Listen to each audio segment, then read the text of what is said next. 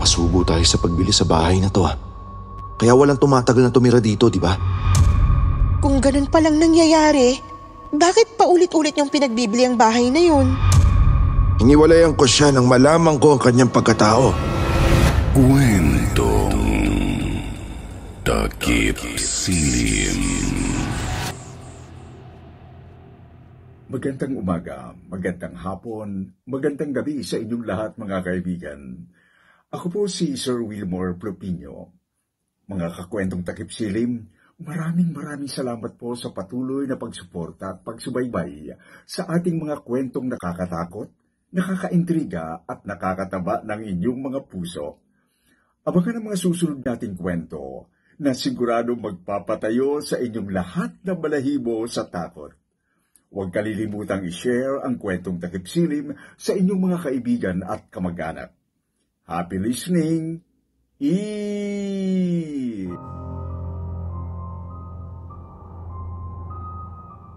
Magandang araw po sa lahat. Itago mo na lamang ako sa pangalang Alberto. Taga dito sa Capiz. Hindi ko na lang po babanggitin ang mismong baryo namin para na rin po sa pagkakakilanlan ng mga nasasangkot sa aking kwento. Ang bawat mag-asawa na gustong bumuo ng pamilya ay nangangarap na magkaroon ng sariling bahay at lupa. Magkaroon ng mga anak na magiging inspirasyon ng mag-asawa. Subalit paano kung ang mismong bahay na inyong pinapangarap ang magiging dahilan ng pagkawasak ng inyong mga pangarap? Ganyan po ang naging karanasan namin nang mabili namin ang aming bahay. Maaga pa lang ay gising na kami ni Emily. Pareho na kami nakabihis para pumasok sa trabaho. Pareho kaming pumapasok sa isang pabrika. Habang kumakain kami ng almusal, ay napansin ko ang kakaibang tamlay ni Emily. Panay ang buntong hininga at tumitingin sa malayo. Tapos iinom ng kape. Halos di na nagagalaw ang pagkain. Kaya hindi ko na natiis ang aking sarili para usisain siya.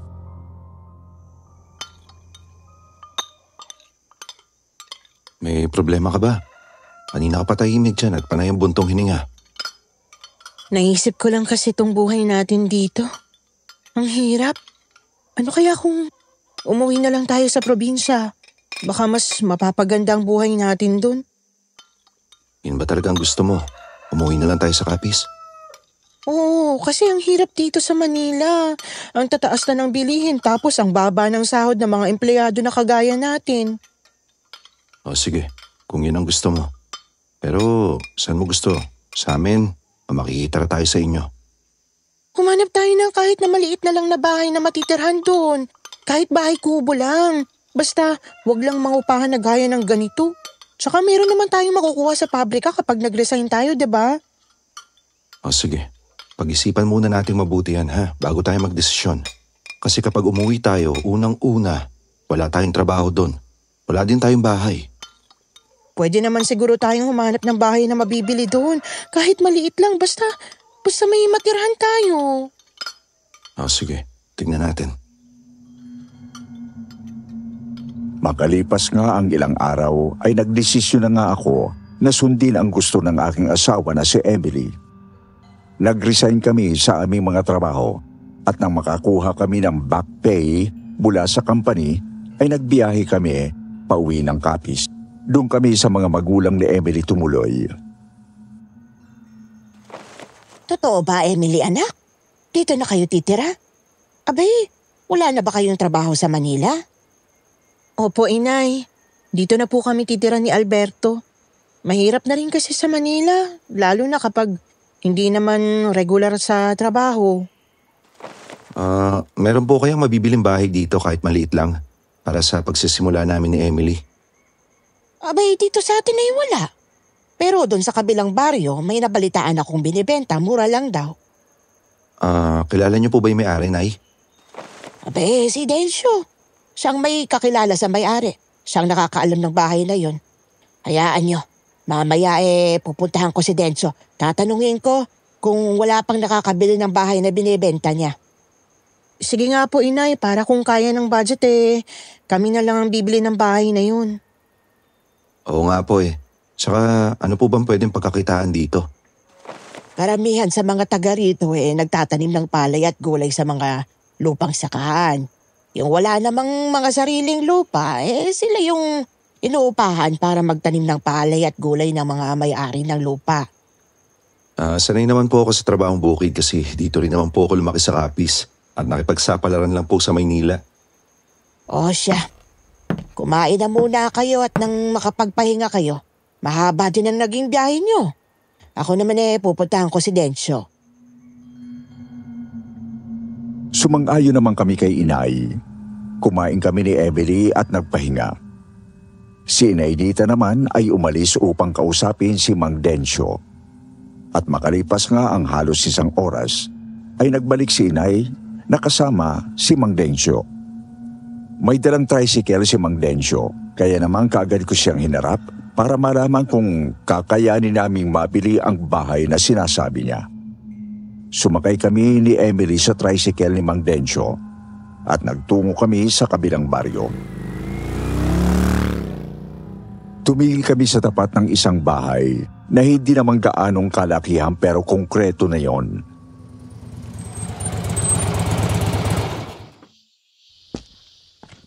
Yan ang bahay na binibenta ko. Sakto lang sa mga mag-asawa na nagsisimula pa lang. Matanong ko lang po, Mang Densyo. Kayo po bang may-ari ng bahay na yan? Aba, oo. Bahay namin ang dati kong asawa. Naghiwalay na kami at wala nang titira dyan kaya binibenta ko na lang. Pwede po ba tignan po namin yung loob ng bahay? Oo nga, Mang Densyo, para makita namin ang loob ng bahay. Pwede naman. Halika kayo. Nang lumapit kami sa bahay at alisin ni Mang Densyo ang kadena at padlock sa pintuan, ay nakarinig kami ng mga kaluskos sa loob ng bahay. Kaya naman nagkatingin ang kaming mag-asawa. Nakita ko ang reaksyon ni Mang Densyo na parang nagulat din siya nang marinig ang mga kaluskos sa loob ng bahay. Nang buksan na niya ng tuluyan ang pintuan, ay nakita namin ang isang pusang itim na tumakbo palabas ng bahay. Ay nako, pusa lang pala. Akala ko kung may ano na. Oo nga po Nakakagulat talaga yung pusang yun. Ganun talaga kapag walang tao sa bahay. Pinamamahayan ng pusa. Oh, maluwag naman sa loob nitong bahay, di ba? Ayun ang isang kwarto. Sa banda ron ang kusina at banyo. Magkano niyo po yan binibenta? 80,000. Nako, taas naman po pala ng presyo niyo, Mang Densyo. Hindi po namin kakayanin yung ganyan. Ganun ba? Sayang naman kung ganon. Mura na yan sa ganong halaga. Hanggang 50,000 lang po yung kaya namin, Mang Densyo. Hindi po namin kakayanin yung presyo nyo kaya maghahanap na lang po siguro kami ng iba. Ganun ba? Kung hindi nyo kaya ng full payment, pwede naman na kapag nakaipon na lang kayo yung kulang. Talaga po? Paig po kayo sa ganong proseso? Kaya lang mga ilang buwan pa po bago namin maibigay yung kakulangan kasi magnenegosyo po muna ako. Oo, pwede naman ang ganon. Basta maayos naman ang usapan natin. Basta kapag makaluwag ka, ibibigay mo na yung balance, ha? Naku, salamat po, Mang Densyo. Magkakaroon kami ng bahay ni Emily. Ito po talaga yung pangarap namin, kahit maliit lang. Nakita ko ang katuwaan sa mukha ni Emily nang tumingin siya sa akin. Kaya naman noon din ay nakipagkasundo kami kay Mang Densyo na ibibigay ang 50,000 ngayon at ang kulang ay kapag nagkaroon na kami ng pera. Nanghingi kami ng 6 na buwan na palugit para mapag-ipunan ang kulang namin sa bahay. May kinuhang bond paper at ballpen sa kanyang tricycle si Mang Densyo. Gumawa kami ng kasulatan tungkol sa kasunduan sa bahay na kapwa namin pinirmahan. Kaya naman, nang sumunod na araw, ay lumipat na kami ni Emily. Konting ayos lang at okay na itong bahay para sa atin. Makakapagsimula na tayo dito. Oo, mas maigi ng ganito kaysa makitira tayo, diba? Konting repair lang, ayos ng bahay na to. Oo naman, maganda talaga yung may sarili. Mukhang okay naman sa lugar na to, di ba? Mukhang mababait naman yung mga kapitbahay natin. Oo nga. Kanina nakita ko lahat nakatingin sa atin habang naghahakot tayo eh. Ganun talaga yung mga tao kapag merong nakikitang bago sa lugar nila. Natural, hindi pa nila tayo kilala kaya makikisyoso ang mga yan. Napatawa na lang ako sa sinabi sa akin ng aking asawang si Emily. Ipinagpatuloy namin ang pag-aayos ng konting kasiraan sa bahay. Hindi namin ramdam ang pagod sa maghapon. Masaya kami na kahit maliit na bahay lang ay nagkaroon kami kaysa mangupahan o kaya naman makikitira sa aming mga magulang. Mabilis na natapos ang maghapon. Natapos din ang mga gawain namin sa bahay. Kaya naman matapos kaming kumain ng hapunan ay nahiga na kami para magpahinga. 10:00 na ng gabi nang makarinig kami ng malakas na kalabog sa aming bubungan. Ano ba yung bumagsak sa bubungan natin? Ang lakas na lagabog ah. Huwag mo nang pansinin yun. Baka pusa lang yun. O kaya naman, bunga ng nyug na nahulog sa puno. Natulog ka na. Oo nga pala. Merong 2 matataas na puno ng nyug dyan sa tabi nitong bahay. Maraming bungang natutuyo na kaya nahuhulog na yung iba. Oo, napansin ko din yun eh. Kaya huwag ka na magtaka kung minsan kumakalabog ang bubungan natin. Oo nga eh. Minsan kasi humahangin ng malakas kaya ganun. Kaya sige na, matulog na tayo.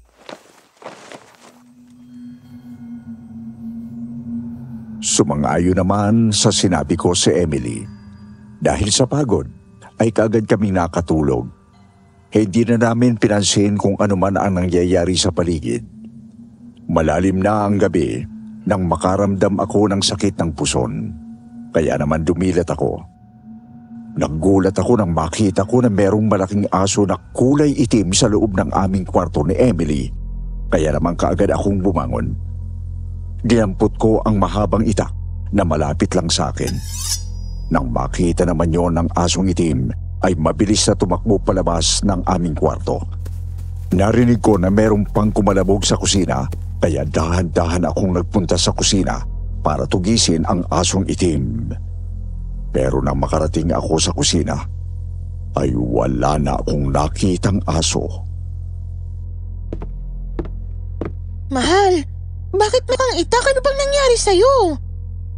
Iihi sana ako eh. Paggising ko, nakita ko na merong malaking aso sa kwarto natin. Kala ko kakagatin tayo kaya dinampot ko yung itak at tinabol siya dito. Narinig ko kasi na nagkalabugan pa dito. Nasa na yung aso? Nakalabas na ba ng bahay? Baka nasa loob pa ng bahay natin, delikado yun, baka makagat tayo. Hindi ko nga alam kung paano nakapasok yun eh. Hindi ko alam kung saan dumaan. Baka naman nasa banyo. Sa tingin ko, mahina na ang dingding ng plywood nun. Baka dun dumaan. Check mo. Nang tingnan ko nga ang dingding ng banyo, ay medyo nakaangat na ngayon. Naalis na ang pagkakapako nyon, kaya naisip ko na baka nga doon dumaan ang aso palabas ng bahay. Kaya namang kinabukasan ay kaagad akong nagpunta sa likuran ng aming bahay at inayos ko ang dingding sa tapat ng aming banyo. May mga puno ng kawayan doon na naputol na. Biniyak ko ng itak ang mga yon at pinagdikit-dikit para gawing suporta sa dingding. Matibay na ba yan? Baka makadaan na naman dyan ng mga pusa o aso na gustong makitulog sa atin ha.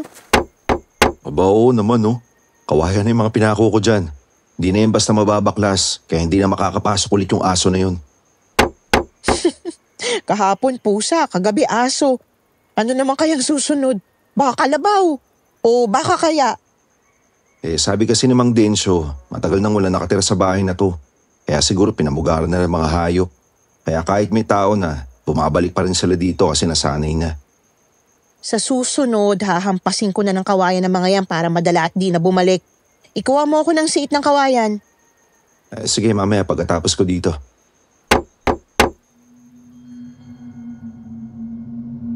Nang matapos ko ngang i-repair ang dingding sa likuran ng bahay, ay lumapit ako sa mga puno ng kawayan na naroroon. Pumutol ako ng siit nyon o yung sanga ng kawayan na halos isang lipa at kalahati ang haba para kapag ginamit pang hampas ay siguradong aabutin kahit malayo pa.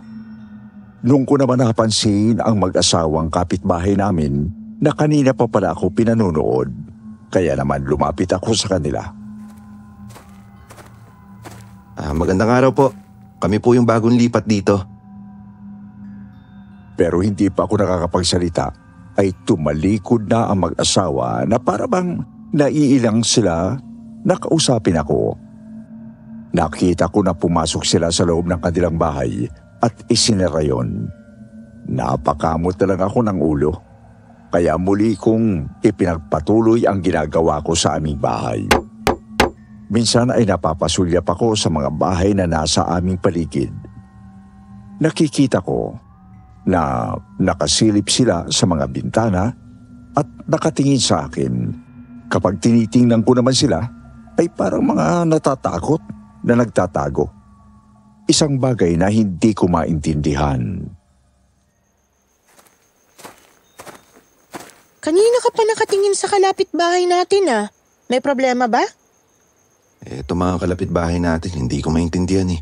Nakatingin sa akin, nakasilip sa mga bintana nila kaso kapag lalapitan ko, nag-aalisa naman. Para bang may sakit ako nakakahawa. Ay, pabayaan mo na sila. Ikaw din ang nagsabi na ganun talaga ang mga tao lalo na bago lang tayo sa paningin nila. Hindi magtatagal, makikilala din natin ang mga yan. Oo nga eh. Bago lang kasi tayo dito kaya siguro naiilang pa sila sa atin. Tayo na sa loob. Makaluto na ako ng almusal. O siya, sige, kumain na tayo. Nagugutom na ako eh. Pumasok na kami sa loob ng bahay para mag-almusal. Noon naman dumating si Mang Dencio. Pagpasok ni Mang Dencio sa loob ng bahay ay nakita ko na umikot ang paningin niya na parabang pinagmamasdan niya ang bawat sulok ng bahay. Kaya naman hindi ko napigilan ang sarili ko na nagtanong. Oh, Mang Dencio, napasyal kayo? Oo, kasi kakamustahin ko lang kayo dito. Ayos lang ba kayo? Ayos naman po. Yun nga lang po kagabi naistorbo yung pagtulog namin ng isang malaking asong itim. Asong itim? Nakapasok dito ang asong itim? Oo, Mang Dencio sa loob mismo ng kwarto. Pero tumakbo siya na mabilis nang damputin ko yung itak. Hinabol ko pero nakalabas ng bahay. Dumaan sa banyo. Kaya nirepair ko na. Ganun ba? Sa susunod, ayusin mo na lang mabuti ang pintuan at bintana ha. Baka kasi naalis ang lock kaya nakapasok ang aso. Oo, Mang Denso. Nasanay na siguro yung mga hayop na gawing tambayan tong bahay kasi walang tao. Kaya kahit ngayon na meron nang nakatira dito, pabalik-balik pa din sila. Pero sabi ko nga sa simula lang yan. Kapag nagtagal na, hindi na babalik yung mga yan. Kasi alam nila na meron nang nagmamayari ng dati nilang teritoryo. Sa bagay, totoo yan. Pumasya lang naman ako para alamin kung ayos kayo. Kasi nung nakaraan na merong nangupahan dito, 2 araw at gabi lang ayaw na daw nila. Aalis na sila kasi natatakot sila. Natatakot po saan, Mang Dencio? Hindi ko alam kung anong kinatatakutan nila. Basta sabi nila, malalaking aso daw yung nakita nila at galit na galit sa kanila. Baka nga po yung aso na nakita namin kagabi. Sumang-ayon naman si Mang Dencio matapos ay umalis na ito sakay ng kanyang tricycle.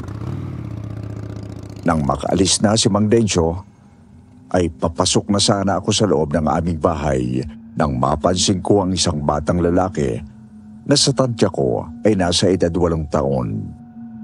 Nakatingin siya ng masama sa akin. Nang lapitan ko naman ay bigla siyang tumakbo. Nasabi ko na lang sa aking sarili na napaka-weird ng mga kapitbahay namin. Matapos kaming mag-almusal ay umalis na kami ni Emily para magpunta sa talipapa at bumili ng mailuluto sa maghapon. Dahil walang sasakyan ay naglakad kami kung saan ay nakita namin na bawat bahay na madadaanan namin, lahat ng taong naroon ay nakatingin sa amin. Hanggang sa makarating kami sa talipapa at bumili ng isda.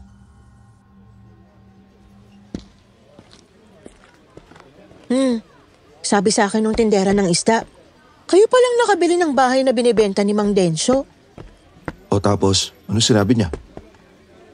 Napakarami na raw ang tumira sa bahay na yan. Walang tumagal kahit 1 linggo lang. Kaya sabi niya, baka hindi rin daw tayo tumagal. Sayang lang daw ang perang pinambili natin sa bahay. Bakit naman daw? Masyado naman siya makapagkwento.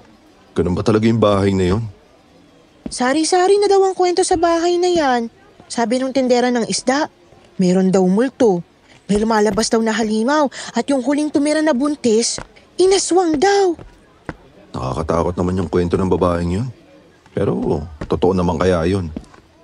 Sabi ko nga wag naman akong takutin.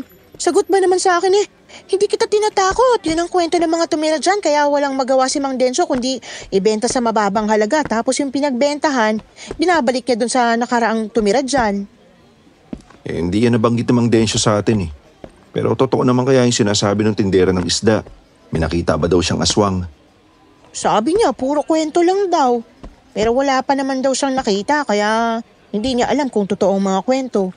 Basta yun ang sinabi niya tapos umalis na ako. Binaliwala lang namin ang kwentong yon dahil gaya din ang sinabi ng babae na wala siyang sapat na basehan kung totoo nga ang aswang kasi wala pa naman siyang nakikita. Pero ng mga sumunod na gabi, naramdaman namin ang malakas na ihip ng hangin dahil ang mga dahon ng nyog ay humahampas sa aming bubungan na lumilikha ng ingay sa yero. Dinagdagal ay narinig namin na parang may lumalakad sa bubungan. Mabibigat ang mga hakbang yon dahil nakikita ko na nayuyupi ang yero sa bawat paghakbang yon. Kaya naman, napatayo na ako at tiningnan ang bubungan. Tapos ay dinampot ko ang walis tingting.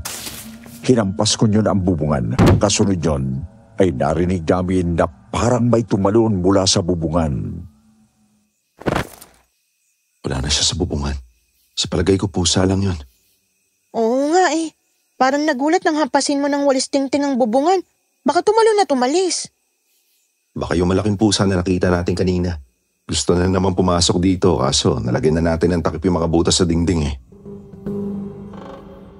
Babalik na sana ako sa higaan nang marinig naman namin na parang may kumakamot sa dingding sa paligid ng bahay. Kaya naman muli kong pinakiramdaman ang paligid. Sa pagkakataong ito ay magkahalong pagkainis at pagtataka na ang aking nararamdaman. Kaya naman sumilip ako sa siwang ng bintana na yari sa kahoy, kung saan nakita ko sa tapat mismo ng bintana nakatayo ang isang babaeng mahaba ang buhok. Natatakpan yon ang kanyang mukha. Nakatayo lang siya at nakatingin sa aming bahay.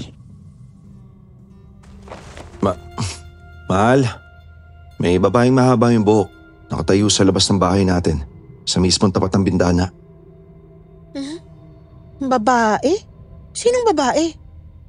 Hindi ko kilala kung sinong babae yun Silipin mo sa siwang ng bintana, makikita mo. Hindi kumibo si Emily. Sumilip lang siya sa siwang ng bintana pero wala naman siyang nakita sa labas. Wala na kasi doon ang babaeng nakita ko kanina.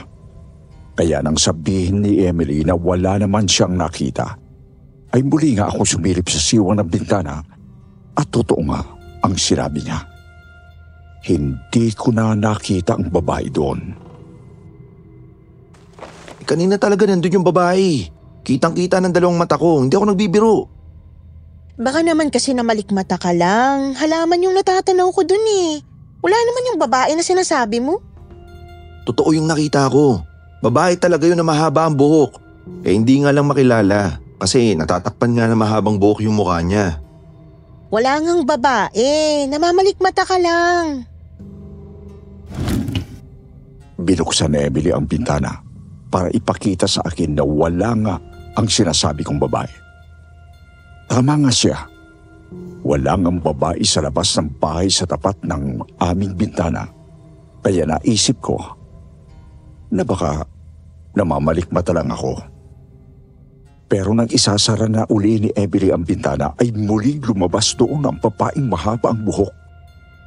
Pero sa pagkakataong ito ay nakalantad na ang kanyang mukha na sobrang itim habang ang mga kilay ay mahaba. Meron ding mapupulang mga mata. Mahaba at matutulis ang mga ngipin gaya ng isang aso. Kaya naman ang makita yun ni Emily ay napasigaw at napaatras palayo sa bintana. Nagulat din ako at natakot pero nagawa ko pa rin hatakin ang bintana para isara yun. Naku po! Sino babaeng yan? Nakakatakot siya! Sabi ko na nga sa'yo eh, merong babae. Ayaw mo lang maniwala sa akin. Pinuksan mo pa yung bintana. Kasi naman wala akong nakita kanina eh. Parang baliw yata ang babaeng yun. Nakakatakot siya. Di nagtagal ay narinig ulit namin na kinakamot ng babae ang dingding ng aming bahay. Kaya naman nang makita ko na natatakot si Emily ay kinuha ko ang mahabang itak. Lumapit ako sa parte ng dingding na kinakamot ng babae. Huwag mo kaming takutin. Hindi ako natatakot sa'yo. Lumayas ka dyan. Kung hindi, tatagpasin ko leg mo. Pagkasabi ko ng ganon, ay parang lalong nagalit ang babae. Mas tumiin ang ginagawa niyang pagkamot sa dingding ng bahay. Tapos ay muli siyang bumalik sa tapat ng bintana. Pinipilit niyang buksan yon, kaya naman lalo akong nainis. Kinuha ko ang flashlight at saka lumabas ng bahay. Nang makita ko ang babaeng mahabang buhok, ay itinaas ko ang hawak kong itak. Pero umangil siya na parang aso at galit na galit akmang susugurin ako. Kaya tinaga ko siya. Pero nakailap at mabilis na tumakbo palayo. Sa inis ko ay hinabol ko siya. Pero natigilan ako nang gamit ang flashlight ay nakita kong nagpalipat-lipat siya sa mga puno ng nyog hanggang sa tuluyang maglaho. Nasaan na yung babae? Umalis na. Natakot sa hawak kong itak. Mabuti naman at umalis na siya. Baliw yata ang babaeng yun. Hindi ko alam kung baliw nga siya o isang aswang eh. Aswang bang sinabi mo? Oo, aswang yun. Hindi yun magagawa ng isang ordinaryong tao. Lalo pa't babae. Nakita ko kung gaano siya kabilis sumakit sa puno ng nyog at magpalipat-lipat sa mga dahon ng nyog na parang unggoy. Ang gaan ng katawan niya. Naku po! May aswang pala dito. Tama nga ang kwento ng tindera ng isda. Oo, aswang talaga yun. Naalala ko nung bata pa ako. May nakita na rin akong ganyan. Matandang babae naman. Baka kaya tayong punteriya ng aswang na yun. Kasi nga baguhan tayo sa lugar na to. Hindi natin alam yung kalakaran dito. Kaya akala niya makakaisa siya. Hindi niya alam na dito rin tayo lumaki sa Capiz. Hindi na kaya siya babalik? Naku po. Nakakatakot naman pala na dito sa lugar na to. Pero palang aswang dito. Hindi ko alam pero dapat tayo maging handa. Alam ko naman yung mga pangontra sa aswang. Ngayong alam ko na totoo nga sila. Kaagad kaming pumasok sa loob ng bahay. Isinarang mabuti ang pintuan at ang bintana ng aming bahay.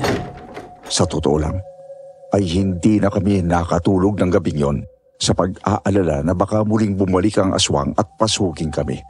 Dahil pagsapit ng 12:00 ng gabi, ay narinig namin ang balakas na alulong ng mga aso. Kasunod ang paghuni ng ibong wakwak na ayon sa mga narinig ko nung bata pa ako. Kapag ganon, ay tiyak na nasa paligid lang ang aswang. Nasa paligid na naman bang aswang? Hindi ko alam pero yung huni ng ibong wakwak paulit-ulit.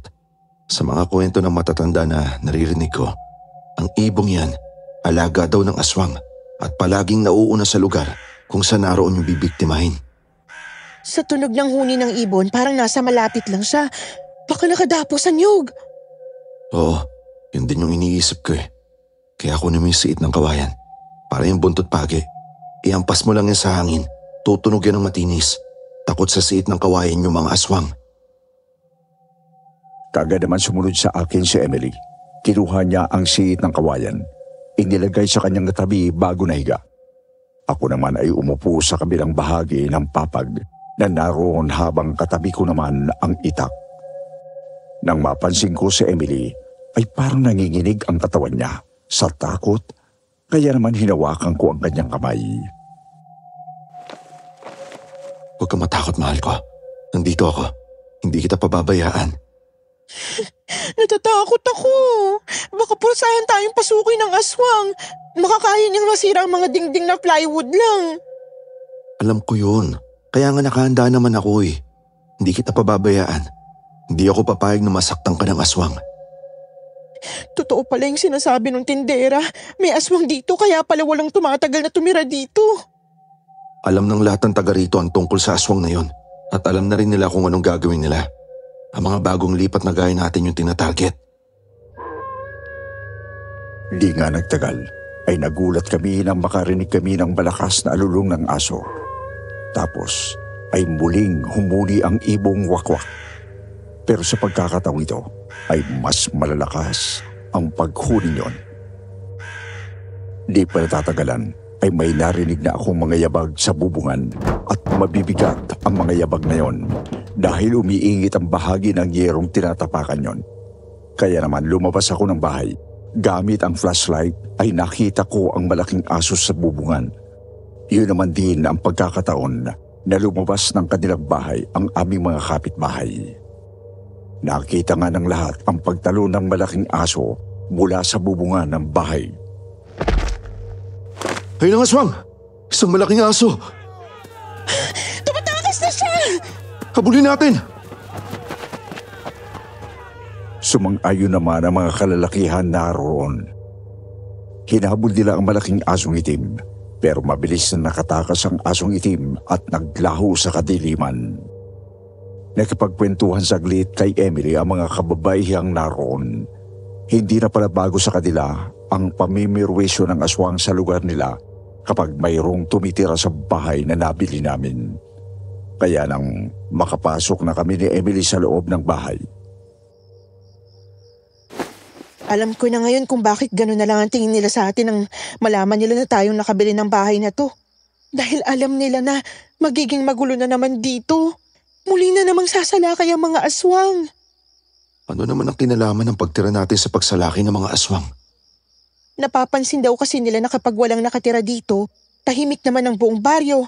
Pero kapag merong tumira, muling bumabalik ang mga aswang at naghahasik ng lagim.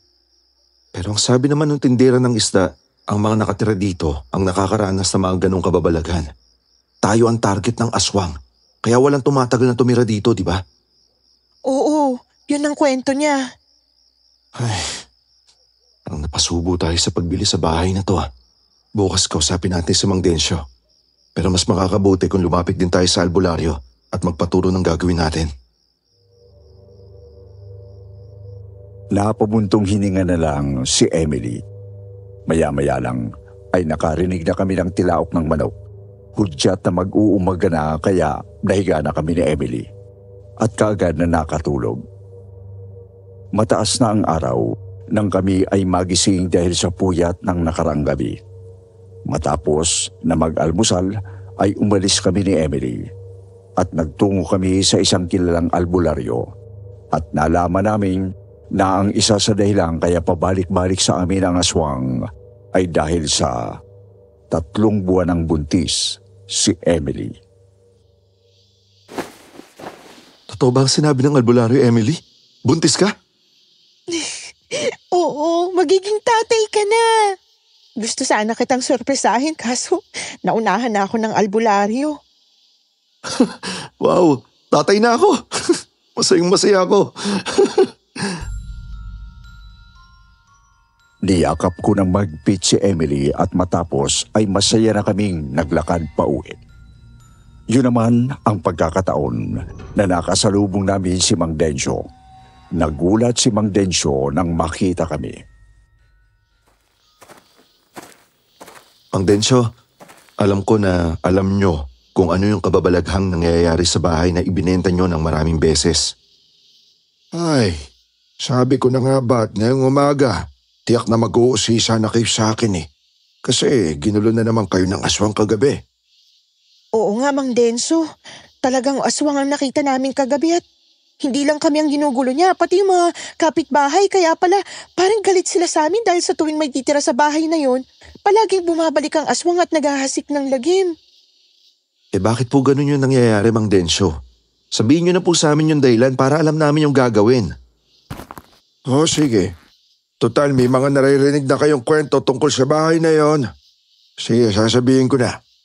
Ang bahay na yon ay bahay namin ni Adela, dati kong asawa. Hiniwalayan ko siya nang malaman ko ang kanyang pagkatao. Nang malaman ng mga tao ang pagiging aswang niya, tinugis siya, pati ang anak niyang lalaki na naman ang pagiging aswang nila ng una niyang asawa. Kung ganun, ang babaeng aswang na nakita ko, yung dating asawa niyo na si Adela, at yung bata, yung anak niya din. Oo, sila nga yun. Buhay pa sila at nagtatago lang sa kung saan.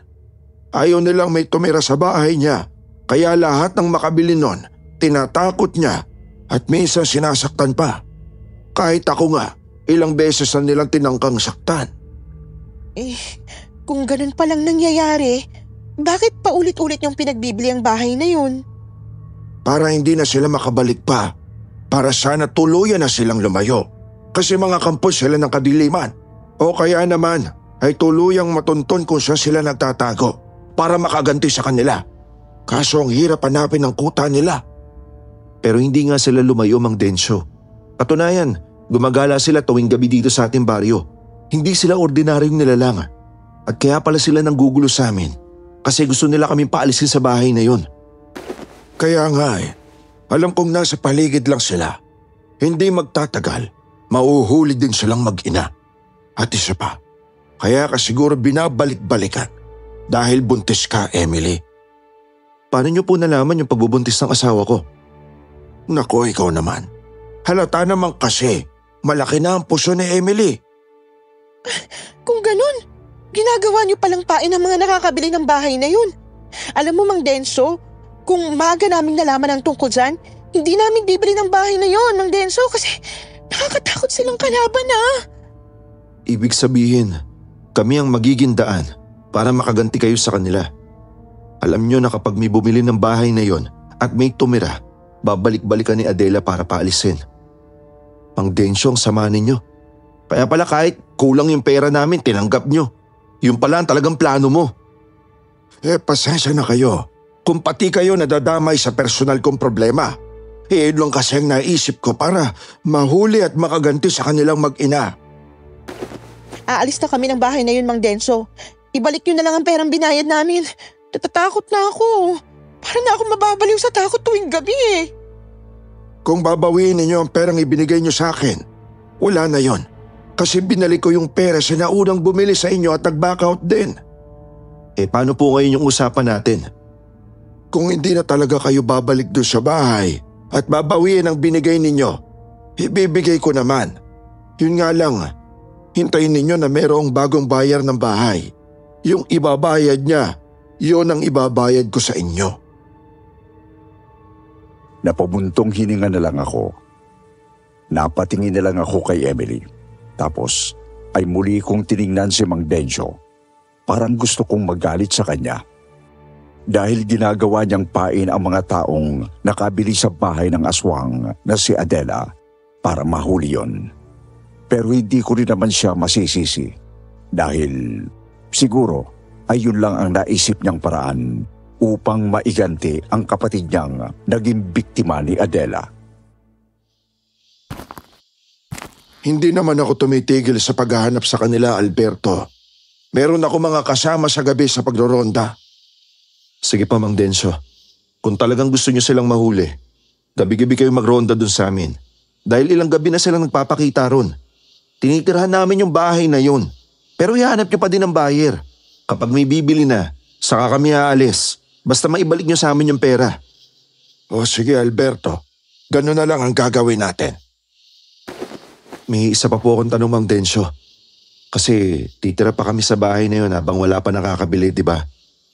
Gusto ko malaman kung anong pwedeng gamiting panlaban sa aswang. sibat na buho, itak na pilak, o kahit matulis na bagay na yari sa pilak. Isa pa ang buntot pagi. Takot din sila sa asin at amoy ng bawang. Sige po. Hahanap ako ng mga bagay na yan para habang nakatira kami doon ni Emily, meron kami magagamit pangontra sa kanila. Sana hindi po magtagal at makakita kayo ng bibili ng bahay na yon para maalis na din kami doon. Oo, Emily. Ihahanap ko na ng buyer yon.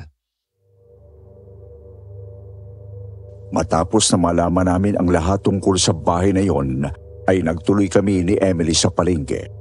Bumili kami ng 2 kilong asin at pati mga bawang. Bumili na din kami ng ilang pangkailangan namin sa bahay. Matapos ay umuwi na kami. Nang makarating kami sa aming bahay at inaalis ko na ang padlak at kadena ng pintuan, ay nakarinig kami ng mga kaluskos at kalabog sa loob ng bahay. Kaya naman, muli kami nagkatinginan ni Emily. Tapos ay dahan-dahan kong pinuksan ang pintuan at sumilip. Wala naman ako nakita na kahit ano sa loob ng bahay. Dito ka muna sa labas. Ako na lang muna ang papasok, ha? Sige, dalin mo tong kahoy para may pamalo ka in case na may kung anong hayop ang nasa loob. O sige, akin na ang kahoy. Inabot ko ang pamalong kahoy. Tapos dahan-dahan akong pumasok sa loob ng bahay. Pigil ang aking hininga habang dahan-dahan akong humahakbang papunta sa aming kwarto.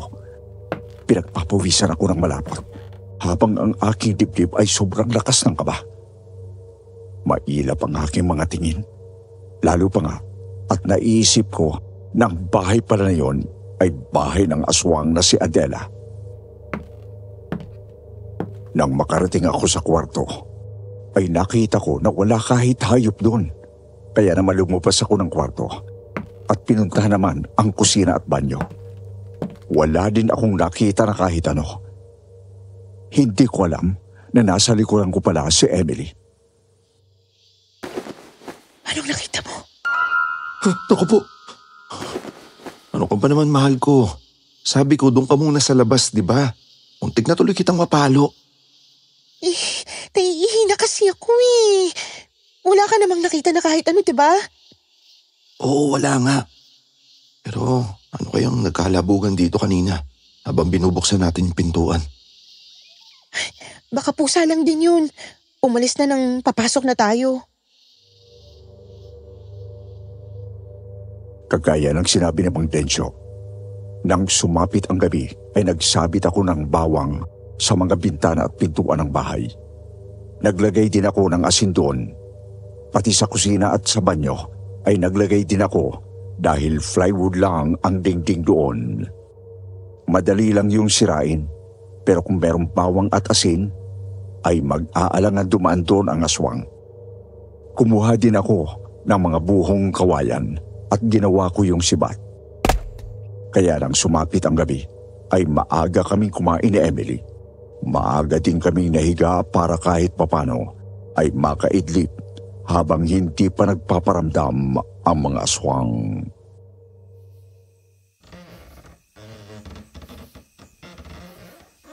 Hal, hindi mo ba narinig? Umiingit yung pintuan sa labas. Parang may nagbukas nun. Paano namang mabubuksan yun? Nais ko ng mabuting lock dito sa loob eh. Tingnan mo nga. Kasi narinig ko talaga na bumukas yung pintuan sa salas eh. Sige, titignan ko. Dito ka lang ha. Kagad kong dinampot ang itak na naroon. Tapos ay marahang kong binuksan ang pintuan ng aming kwarto. Sumilip ako sa salas. Tahimik naman ang paligid. Kaya dahan-dahan ako lumabas. Nanlaki ang aking mga mata. Nang makita ko na nakabukas nga ang pintuan ng aming bahay. Naalis ang lock niyon sa loob. Pero ang alam ko ay inayos kong mabuti ang kandado nun. Kaya naman lumapit ako sa nakabukas sa pintuan at bagyang sumilip sa labas ng bahay. Wala akong nakita, kaya isasara ko na sana ang pintuan Nang biglang lumabas sa aking harapan ang aswang na si Adela. Kaya naman napatras ako sa pagkabigla. Umalis kayo sa bahay ko kung ayaw niyong tapusin ko ang mga buhay niyo. Aalis lang kami dito kapag naibalik na sa akin ni Mang Densyo ang pera namin. Wala akong pakialam sa usapan niyo ng hangal na yon. Ang bahay na to ay sa akin. At walang sino man ang pwedeng tumira dito. Kung hindi ka aalis, tatapusin kong buhay mo. Sinabi ko naman sa'yo, aalis kami kapag nakuha ko na yung pera ko dahil wala kaming matitirahan. Kaya mananatili kami dito hanggang walang naibabalik si Mang Densyo. Kung ipipilit mong gusto mo, lalabanan kita. Hep, hep. Sandali lang, bago natin ipagpatuloy ang kwento natin ngayong araw.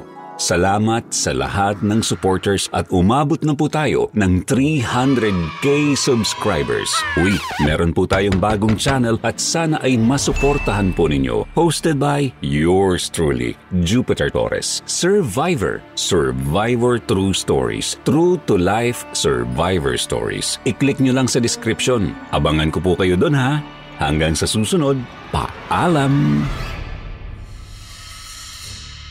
Bigla kong dinampot ang plastik ng asin na nakasabit sa gilid ng pintuan. Winasa ko ang plastik na yon at sinabuyan ko si Adela.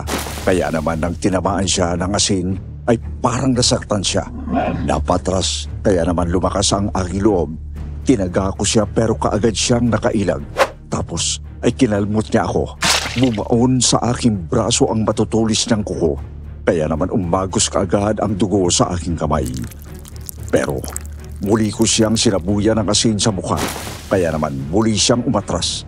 Noon naman dumating na ang mga kapitbahay namin kasamang albularyong si Mang Paste. Tapos ka na ngayon, aswang! Mamatay ka! Mga hangal kayo. Hindi pa itong huli nating pagkikita. Nagpalitan niyo si Adela. Muli ay naging asong itim ito at dinamba si Mang Baste. Kinagat nito ang liig ni Mang Baste. Pero hindi napuruhan. Paano nga ay sumaklulo pa ang ibang lalaki. Tinaga nila si Adela. Pero dahil sa anyong aso ito ay napakaliksi. Agawang makailag at makatakbo palayo. Habulin natin ang aswang. Huwag nating hayaang makatakas. Hinabol nga namin si Adela, pero sobrang bilis. Muling umakyat sa mga puno ng nyog at nagpalipat-lipat sa mga dahon ng nyog hanggang sa tuluyan ng maglaho sa kadiliman. Kaya naman binalikan namin si Mang Baste sa harapan ng aking bahay na patuloy na inaampat ang sugat sa kanyang liig. Ayon kay Mang Baste, ay narinig niyang subigaw ang aking asawa na si Emily. Kaya naman, nagmamadali akong pumasok sa loob ng bahay. Pagpasok ko pa lang sa loob, ay nakita ko na ang mga nagkalat na dugo sa salas, pati na rin sa dingding at doon sa aming kwarto, ay nakita ko ang dugoang kong asawa na si Emily. Ang daming sugat niya sa braso, mukha at sa leeg. Takot na takot siya. Kagad ko siyang dilapitan at inihiga sa aking mga braso. Emily, ano nangyari sa'yo? Bakit ang dami mo sugat? Aswang! Sinalakay ako ng aswang! Nang lumabas ka ng bahay para habulin ng aswang, meron pang isang aswang na pumasok dito at sinalakay ako! Patawarin mo ako. Hindi kita nagawang ipagtanggol. Kumagat ka sa pandiling lang ni Adela. Nakalimutan mo na meron pa siyang anak na aswang. Yun ang sumalakay sa akin. At meron pang isang aswang. Alberto, wala nang anak natin. Wala na, nakuha na ng aswang. Ang mga walang iyang yun. Pati nga si Mang Baste. Critical ngayon sa lalim ng sugat sa leeg niya. Ayoko na rito. Umalis na tayo rito. Yun lang, at tuluyan ang nawala ng malay tao si Emily. Saka ko napansin ang malakas sa pag-agos ng dugo ko sa kanyang mga hita, kaya patuloy na sumisirit ang dugo niya doon, dahilan para maubusan siya ng dugo at tuluyang mawala ng malay. Kaya naman napaiyak ako habang yakap-yakap siya. Tapos ay kaagad ko siyang binuhat palabas ng bahay. Naroon na ang tricycle ni Mang Baste. Isinugod namin sila sa ospital ng bayan. Mabilis ang ginawang pagpapatakbo ng kasama kong lalaki sa tricycle dahil alam niyang critical ang sitwasyon ni Mang Baste at Emily. Nang makarating kami sa ospital, ay kaagad naman silang inasikaso ng mga doktor doon. Alberto, anak, nalaman ko kay Noel na sinugod dito sa ospital sina Basti at Emily. Opo, Nay. Pareho silang critical ngayon dahil sa dami ng dugo na nawala sa kanila. Totoo bang nakagat sila ng aswang? Totoo po yun, Nay. Kaya nga ngayon, para nagsisisi ako na nabili namin yung bahay na yun. Bahay pala yun ng aswang. Isa pa, nawala na rin sa amin yung anak namin ni Emily. Diyos ko, nasaan si Emily? Ano nangyayari sa anak ko? Nagamot ng mga doktor yung mga sugat niya, Nay. Nandiyan na po siya sa ICU. Sabi ng doktor, for recovery pa siya at wala pang katiyakan kung kailan siya gigising. Magkawawa ko, anak. Sana'y lakasan niya ang loob niya. Sana makaligtas siya sa pagkakataong ito. Patawarin niyo po ako, Nay. Hindi ko siya nagawang protektahan. Pero pangako ko, ikaganti ko si Emily. Hahanapin ko ang mga salot na yon. Alam ko naman na hindi mo rin yun kagustuhan. Alam ko naman na ginawa mong lahat para lumaban katibayan ang mga sugat mo dyan sa braso. Nagturo ko pag makayan. Ipagamot mo na din yan sa doktor. Ako na munang magbabantay kay Emily. Sumunod naman ako sa sinabi ni Nay. Ipinagamot ko ang mga sugat ko sa braso. Matapos na malagyan ng doktor ng mga gamot at gasa ang aking mga sugat, ay pumasok ako sa ICU kung saan daroon ang aking asawa na si Emily. Marahang kong hinibas ang kanyang buhok. Hinawakan ang kanyang kamay. Bagya akong pinisil tapos ay lumapit ako sa kanyang tenga para marinig niya ang aking sasabihin. Mahal, alis muna ako, ha?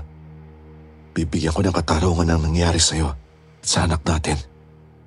Mapapalampas ko ang lahat. Pero ang ginawa nilang pananakit sa'yo, hindi ko yun mapapatawad. Personalan na to. Magpakalakas ka at magpagaling, ha? Babalikan kita dito.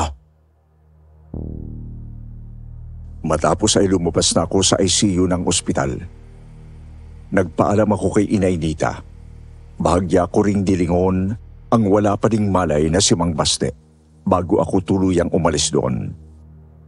Nang lumabas ako ng ospital, ay nakita kong alas 5 na ng umaga.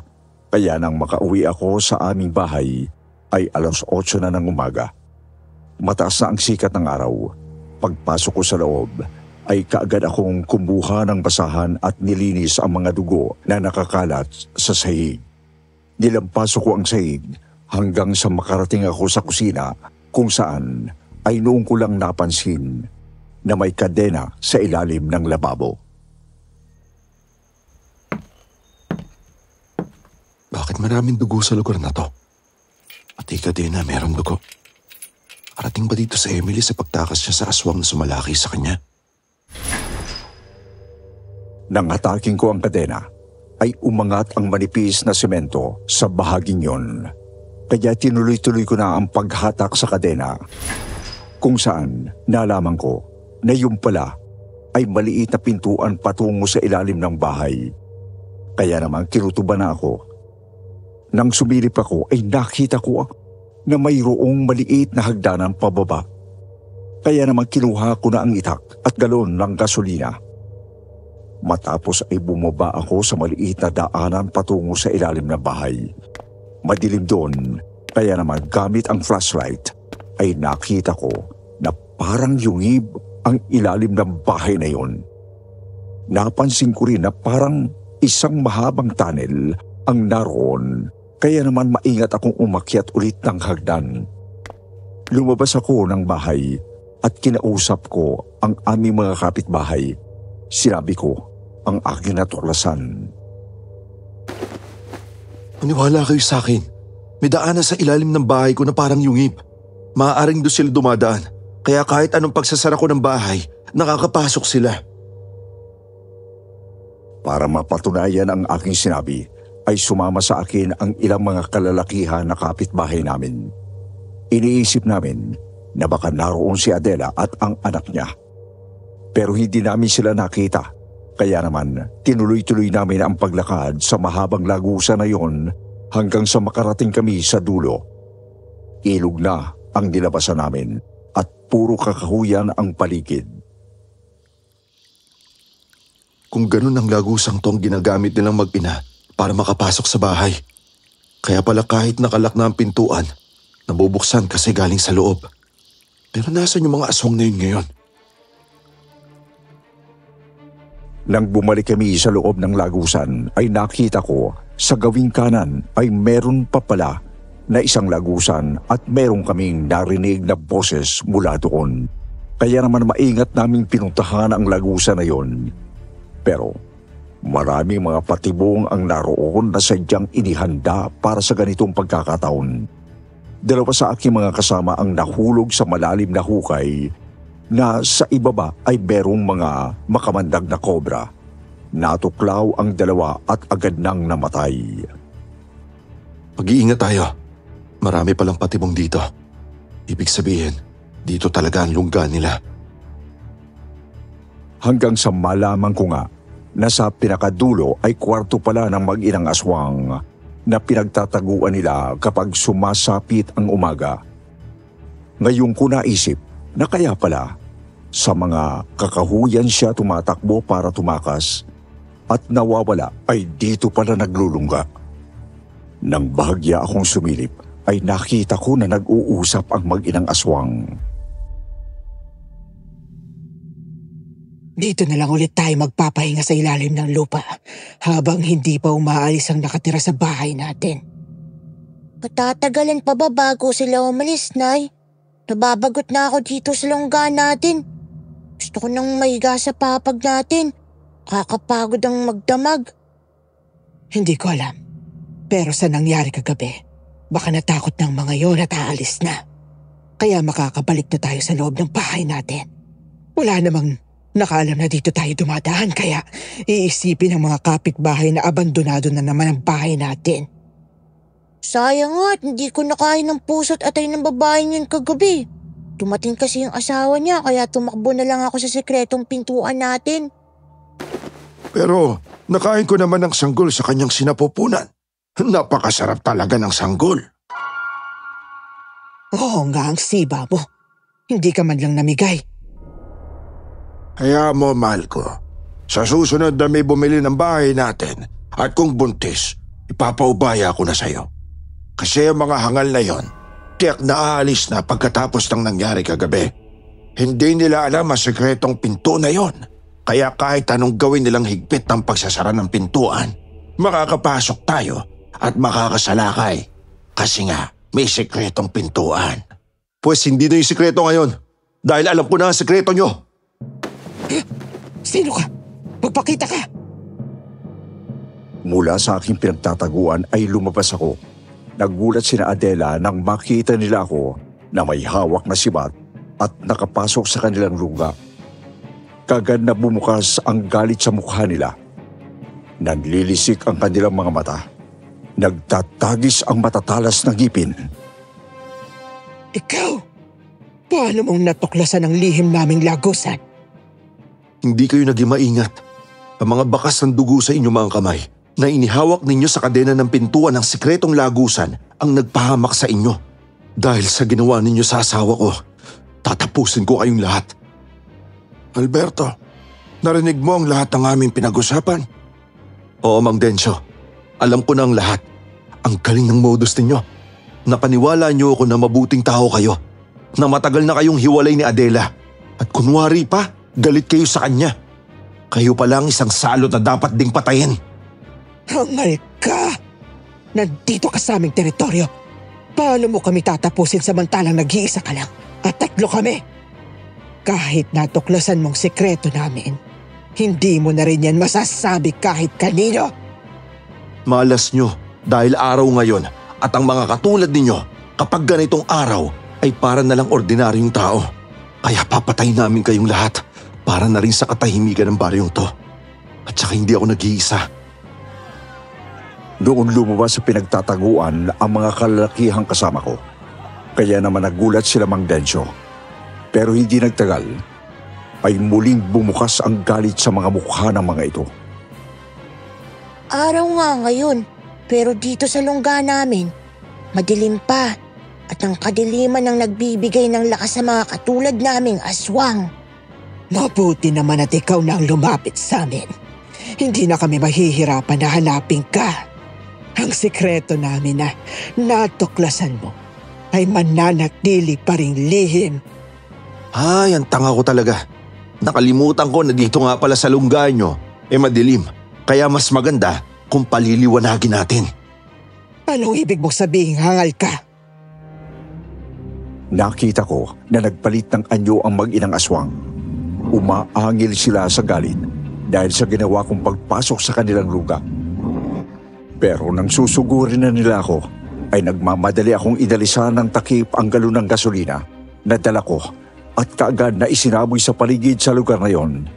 Bagay na ikinagulat nila Adela, lalo na nang maamoy nilang gasolina yon at nang kunin ko na ang lighter. Huwag kang hangal. Kapag nagliyab ang gasolina, lahat tayo matutupok dito at mamamatay. Nang pasukin namin ang lungga nyo, nakahanda na kami sa anumang mangyayari sa amin. Iisa lang ang gusto namin ngayon, ang mamatay kayo. Hangal ka talaga. Inuubos mong pasensya ko. Humanda ka! Kagad kaming kumilos, isinaboy ang gasolina sa paligid. Nang sumugod ang anak ni Adela, sinabuyan ko siya ng gasolina. Matapos ay sinindihan ko ang hawak kong lighter at ibinato sa anak ni Adela. Kagad ito nagliyab kaya hindi niya na ituloy ang pagsalakay sa akin. Napatras at pilit na inaampula ang apoy sa kanyang katawan. Hinubad niya pa ang damit pero dahil nag-aapoy ang paligid niya ay nanlulumo ito at napahandusay. Pinilit naman ni Adela na patayin ang apoy sa katawan ng kanyang anak. Pero sinibat namin ang batang aswang. Tumama sa katawan yon ang sibat. Kaya tuluyan ang nawalan ng buhay. Walang iya kayo! Pinatay niyo ang anak ko! Papatayin namin kayo! Matutupo ka na rin ng apoy, aswang ka! Nung makita namin na lalong lumalakas ang apoy sa paligid, ay umatras na kami, lalo pa nga at makapal na ang usok. Tumakbo kami papalabas ng lagusan, pero bago kami makalabas ng tuluyan, ay nahabol kami ni na Adela. Saan sa akala niyong punta niyo? Sa palagay niyo ba matatakasan niyo pa kami, ha? Ang lihim namin ay mananatiling lihim. Pwes tatagpasin ko ang ulo mo! Papatayin kita para iganti ang asawa ko! Sabay na sumalakay sina Adela at Mang Densyo. Hinarap ako ni Adela at si Mang Densyo naman ang sumalakay sa mga kasama kong lalaki. Nagkaroon ng labo-labo sa loob ng lagusan. Pinatay mo ang anak ko! Papatayin din kita! Kung pinatay ko ang anak mo, tabla na lang tayo. Kasi sinaktan niya ang asawa ko na ngayon ay nandun sa ospital at wala pang katiyakan kung mabubuhay. Kung ganun, mauuna ka na sa kanya. Tatapusin na kita! Napasandal na lang ako sa gilid ng lagusan nang sumalakay si Adela. Kagad kong sinalag ang pag-atake niya. Hinawakan ko ang kanyang mukha para hindi niya ako makagat. Pero ang matatalas niyang mga kuko ang bumaon sa aking braso at tiyan. Kaya naman buong lakas ko siyang tinadyakan at itinulak. Tumalsik siya pero parang baliwala lang ang ginawa ko. Muli siyang sumugod pero muli kong napigilan ang matatalas niyang ngipin para hindi ako makagat. Kaya naman buong lakas niya akong binuhat at ibinalibang parang papanawa na ako ng ulirat nang bumagsak ako sa lupa at bumulong.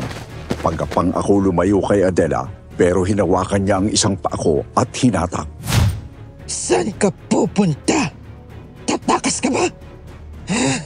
Ang tapang mo kanina. Ngayon parang natatakot ka na. Pero hindi ko ibibigay sa iyo ang madaling kamatayan. Papahirapan kita dahil sa ginawa mo sa anak ko bago kita lapain. Bitiwan mo ako! Kampo ng Diablo! Lumayo ka sa akin! Kakainin kong puso mo. Dudurugin kong katawan mo. Yun ang bagay sa mga hangal na kagaya mo! Muli akong binuhat ni Adela at inihagis. Pagbagsak ko ay nauna ang aking tuhod. Kaya naman ramdam ko agad ang sakit. Hindi na ako makatayo. Nang susuguri na uli ako ni Adela ay natigilan siya nang makita ang mga taong papalapit sa amin. Papaano ay napatay na ng mga tao si Mang Dencio. Tulungan niyo ako! Mga pwisit talaga kayo! Lahat kayo tatapusin ko! Sinira niyo ang mga plano namin! Mamamatay kayong lahat! Nang susuguri ni Adela ang mga kalalakihang dumating, ay sinalubong siya ng mga sibat at itak. Nailagan niya ang iba pero isang sibat ang tumama sa katawan ni Adela, kaya naman sugatan itong bumagsak. Sinamantala yun ng mga kalalakihan naroon. Hindi na binigyan pa ng pagkakataon si Adela. Isang sibat pa ang tuluyang tumapos sa buhay niya. Ako naman ay dinala ng mga kapitbahay namin sa ospital para magamot ang mga sugat ko na nilikha ni Adela. Nagkaroon ng damage ang aking tuhod kaya sinemento yon ng doktor para daw manumbalik sa dati ang mga fracture na yon. Ginabot din ang aking mga sugat at matapos ay dinala ako sa isang ward kung saan naroon din si Emily. Magkatabi ang aming mga kama. Wala pa ring malay si Emily, pero sabi ng doktor ay ligtas na daw sa peligro. Maswerte ka at meron kang mga mababait na kapitbahay na tumulong sa'yo. Natapos na din ang problema niyo sa mga aswang. Ang walang yung Dencio na yon, salot pala siya. Oo nga po eh. Pasensya na po. Naging padalos-dalos ako. Gusto ko lang kasi maiganti si Emily. Mahal ko! Mahal ko, gising ka na. Anong nangyari sa'yo? Bakit nakasemento mga paa mo at puro benda ang katawan mo? Mahabang kwento, mahal. Sa ako nasasabihin sa'yo kapag pareho na tayong magaling at nakalabas na ng ospital. Basta ang mahalaga sa ngayon, malaman mo na naiganti na kita. Talaga? Ibig sabihin, wala na tayong dapat ipangamba kahit bumalik tayo sa bahay natin? Oo, tapos na ang lagim na inihasik ng mag-anak na aswang. Wala na sila. Mabuti naman kung ganun. Matatahimik na tayo at matatahimik na rin sila. Nakita ko ang matamis ng ngiti sa labi ni Emily. Tapos ay iniangat niya ang kanyang kamay at inabot ang kamay ko. Hinawakan ng mahigpit. Ramdam ko na sobra ang tuwa niya dahil pagkatapos ng lahat ng mga nangyari, ay buhay pa din kaming dalawa at maipagpapatuloy pa din namin ang aming mga pangarap na muntik nang masira dahil sa bahay na aming nabili na pag-aari pala ng mga aswang. Nag-usap kami na paglabas ng ospital ay babalik sa aming bahay at magsisimula ulit ng aming bagong buhay.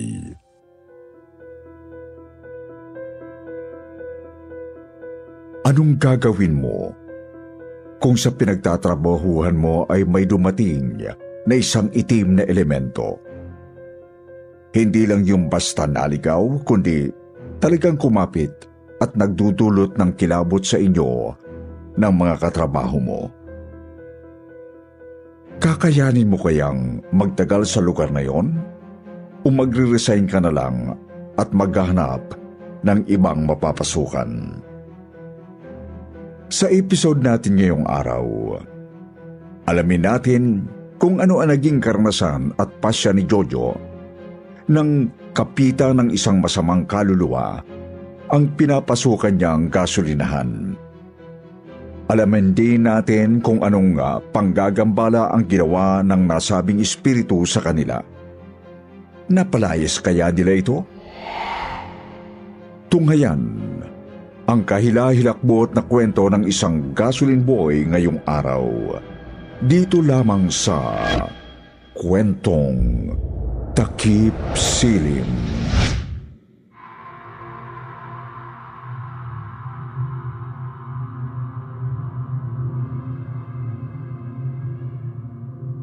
Magandang araw po, Sir Wilmore. Kumusta rin ang lahat ng mga taga-subaybay ng kwentong takip silim, Sityo Bangungot, at ng bagong Sityo Pangil.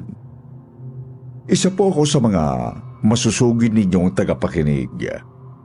2021 pa lang ay talagang palipas oras ko na sa bahay o sa trabaho man ang inyong mga kwento at pagsasadula. Ako po si Jojo ng Antipolo, 41 years old, at isang dating gasoline boy dyan sa may Marikina. Sumulat ako kasi pamilyar na pamilyar po talaga sa akin ang isang kwento nyo nung nakaraan. Yung bang tungkol sa isang binatang sinapian ng multo sa isang gasolinahan. Malakas kasi ang kutob ko na ang dating pinapasukan ko ang tinutukoy ng kwento. Sa katunayan, malinaw pa sa isip ko ang insidente ng sapi. At naaalala ko pa kung papaano nakarating sa gasolinahan namin ang kaluluwang yon. Sa pagkakatanda ko, ay sinabi ng inyong letter sender na hinanap pala niya ako para tanungin tungkol sa multo. Kaya eto na, ikukwento ko ng malinaw at sana ay marinig din niya ito. Nangyari po ito noong mga unang bahagi ng 2018, ilang buwan bago ang insidente ng sapi.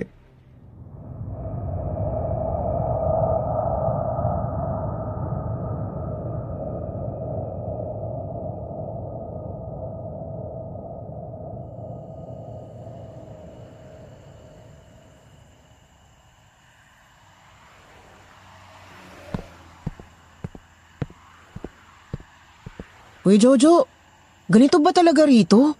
Halos walang nagpapagasolina kapag lagpas sa ating gabi na. Oo. Mas konti kasi ang bumibiyahe kapag gabi na. Isa pa, mas malakas yung mga kakumpetensya nating gasolinahan sa may unahan eh. Kung sa bagay, kung ganun, mabuti na lang pala night shift ako. Makakapagpahinga ng konti. Medyo antok na nga ako eh. Sinabi mo pa. Patayan ng pang-umaga at hapon eh. Di hamak na mas marami kasing bumibiyahe ng ganong oras. Pero uy, huwag kang tutulog-tulog dyan. Baka magkamali ka pa ng bilang.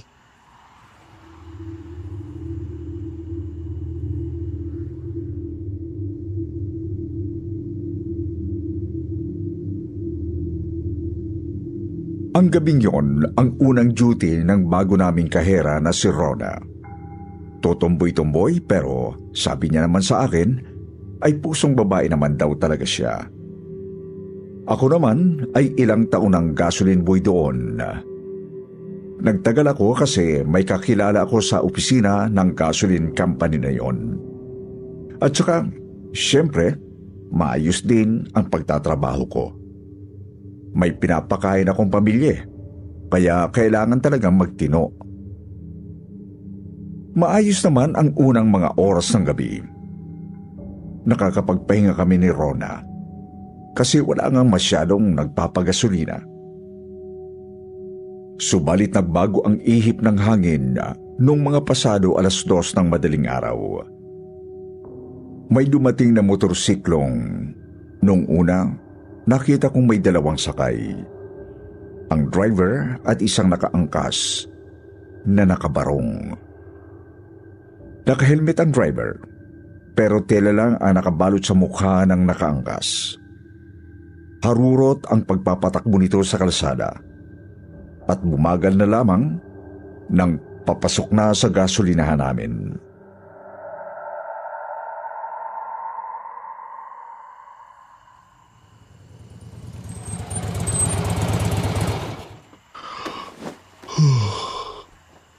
Mga brad, anong atin?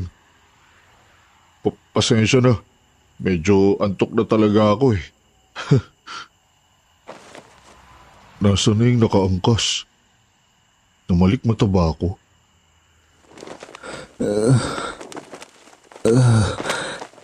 Tulong. Tulungan niyo ako. Tulong? Anong tulong? May problema ba? Tulungan niyo ako. Hoy, Brad! Anong nangyari sa'yo? Ayos ka lang? Brad! Kuya Jojo, ano nangyari dyan? Ba't biglang nahulog yan? Saklolo. Saklolo. Saklolo. Ewan ko. Labas ka nga muna dyan sa kasir. Tulungan mo ako dito. Saklolo. Saklolo, tulungan niyo ako.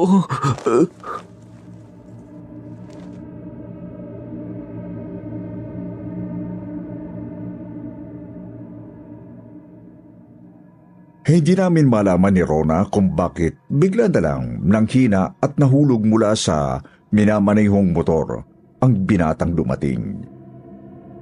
Hindi ko rin alam kung saan na napunta ang nakita kong nakaangkas sa motor na yon. Sigurado kasi talaga akong may isang lalaking nakabarong sa likod ng binata. Inalalaya namin ang binata papunta sa may gilid. Pinahiga lang namin ito sa semento. May malay naman siya, pero sobrang nanghihina talaga ito. Wala siyang tigil sa paghingi ng saklolo. Pero hindi naman niya sinasabi sa amin kung ano ba talaga ang nangyari. Sa mga sandaling yon, ay pansin kong lumalamig ang hangin sa gasolinahan. Oo, malamig ang simoy ng madaling araw. Ngunit merong pang kakaibang lamig na dumadampi sa balat ko. Ramdam kong nananayo ang balahibo ko at tumutodo rin ang pawis.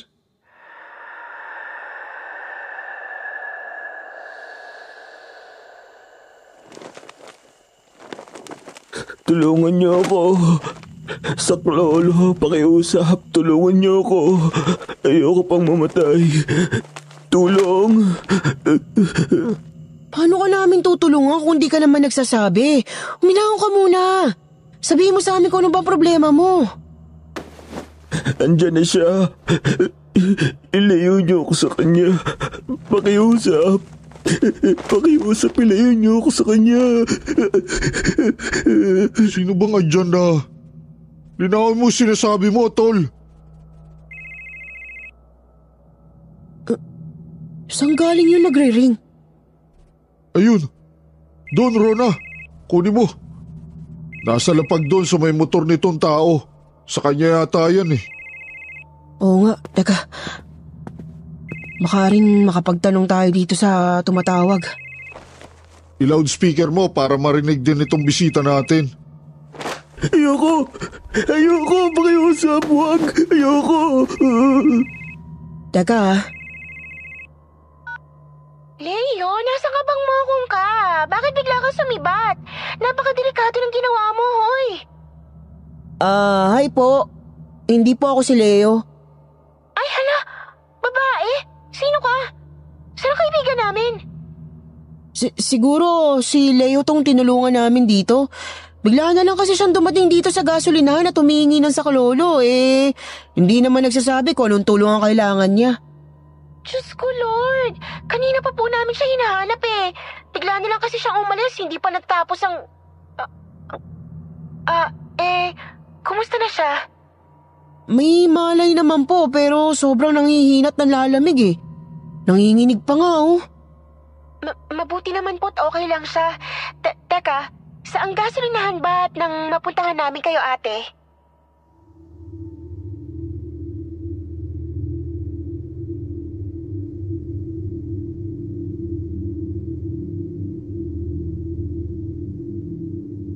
Sinabi nga po ni Rona sa nakausap ang location namin.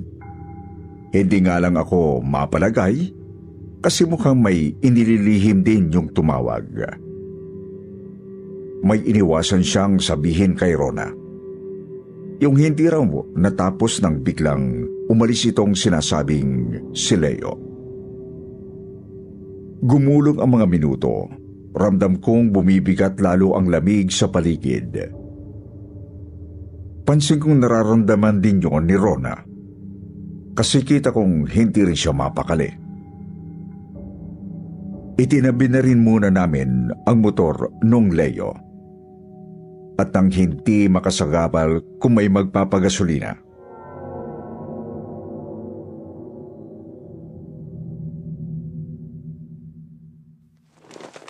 Tulungan niyo ako. Saklolo. Ilayo niyo ako sa kanya. Tulong. Pakiusap, tulungan niyo ako. Saklolo. Saklolo. Saklolo.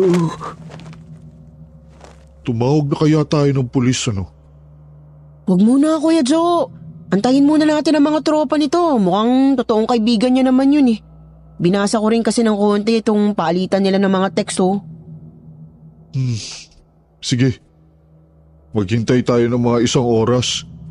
Kapag hindi dumating, tumawag na tayo ng pulis. Hindi rin naman kasi pwedeng buong gabi nating bantayan. Wag! Wag! Lumayo ka sa akin! Anong nangyari sa'yo? Hoy! Layuan mo ako! Huwag ka lalapit! Huwag ka lalapit! Wag! Diyos ko naman! May tililing yata yung taong yung kuya eh.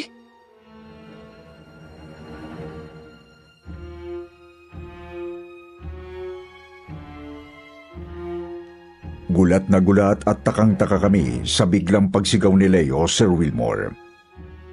Napatras pa nga kami kasi baka biglang manakit. Subalit napalitan ng pagkabahala ang pagkagulat namin nang bigla itong himatayin sa kinahihimlayang simento. At agad ding naging hilakbot ang naramdaman namin nang magbago ang itsura ng binata. Nangitim ang balat nito at nag-amoy sunog. Sa katunayan niya ay mukha talaga siyang sunog kung titingnan. Katulad ito ng naikwento rito noon sa kwentong takip siling.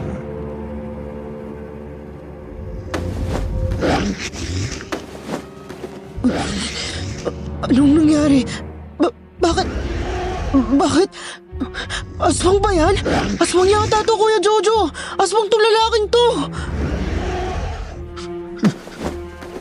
Ewan ko. Malay ko ba kung ano yan? Iwan na lang siguro natin. Tapos tawag tayo ng pulis. Hindi kayo makakalis. Mamamatay kayo. Papatayin ko kayo. Mamatay ang sino mong gumambala sa akin. Rona! Takbo! Takbo! Tumakas kayo at sisilaban ko tong lugar na to.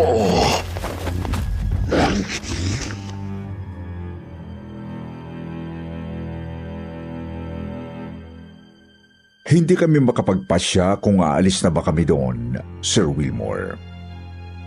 Nakakatakot kasi kung totohanin niya ang kanyang bantang susunugin ang gasolinahan.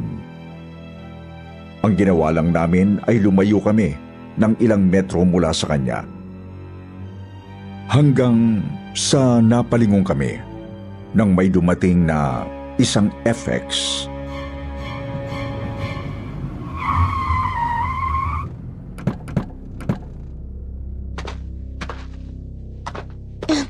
Hello po, Kuya Ate. Ako po si Marley. Kayo ba yung sa tawag kanina? Oo, kami nga. Ayun na kaibigan nyo. Kunin nyo na yan, kunin nyo na. OMG, Leo! Ano nangyari? Guys, harangan nyo si Leo, harangan nyo! Baka makatakas! Dali! Diyos ko, Lord! Ito na nga bang sinasabi ko eh. Ayaw kasi makinig.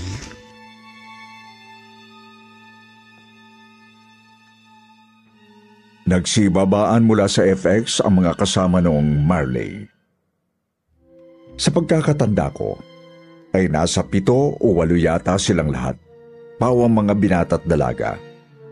Hinarangan niya nila si Leo na noon ay papatakbo ng paalis ng gasolinahan. Nagulat kami ni Rona nang makitang napakalakas ni Leo na yon. Hindi kasi siya magawang pigilan basta ng higit 5 katao.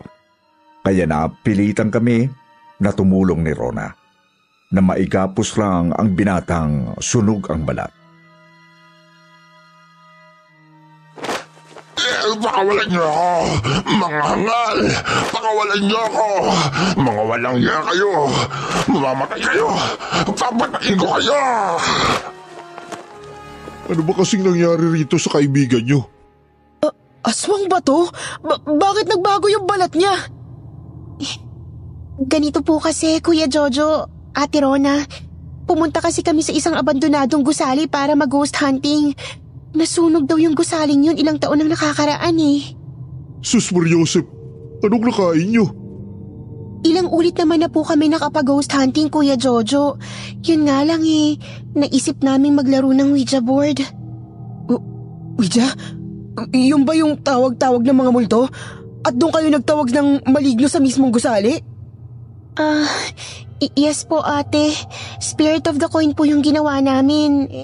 Ang problema, hindi pa naman namin natatapos. Bigla na lang sumibatong si Leo. Kaya sinundan nung kaluluwang natawag namin. Anak ka nga naman ng... Kung ganun, sinasapian niyang kaibigan niyo ngayon? Yes po.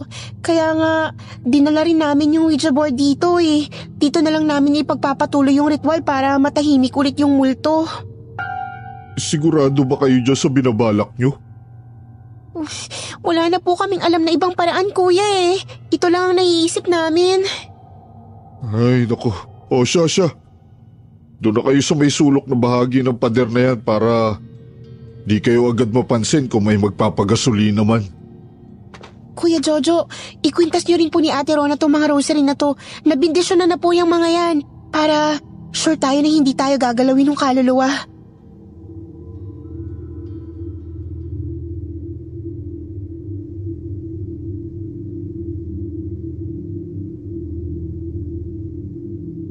Tinulungan kong igapos ng maayos ang nagpupumiglas pa ring may sapi. Nilagay namin ito doon sa may sulok na bahagi ng pader. Sinabihan ko rin si Rona na siya muna ang tumao sa gasolinahan kasi babantayan ko yung grupo.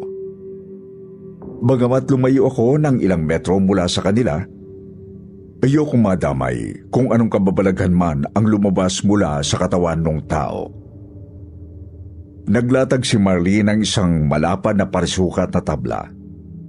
Hindi ko makita ng maayos kasi medyo malayo ako. Pero siguro, yun na ang Ouija board. Nagsindi rin sila ng ilang kandila. Mabuti na lang pala talaga at sa sulo ko sila pinapwesto. Delikado kasi, baka mag-react ang gasolina sa ningas ng kandila. Pabilog na umupo ang grupo sa palibot ng Ouija board. Sa isang bahagi ay pinapesto nila ang nakagapos pa ring kasama. Sir Wilmore, sa tutulang, kinilabutan talaga ako habang nanunood sa kanila. Maski si Rona, na mas malayo sa kanila, nakikita kong namumutla. Sinimulan ng grupo ang ritual. Nakahawak na sila doon sa parang baryang nasa board. Hindi na rin nakatiis si Rona at lupapit na ito sa akin.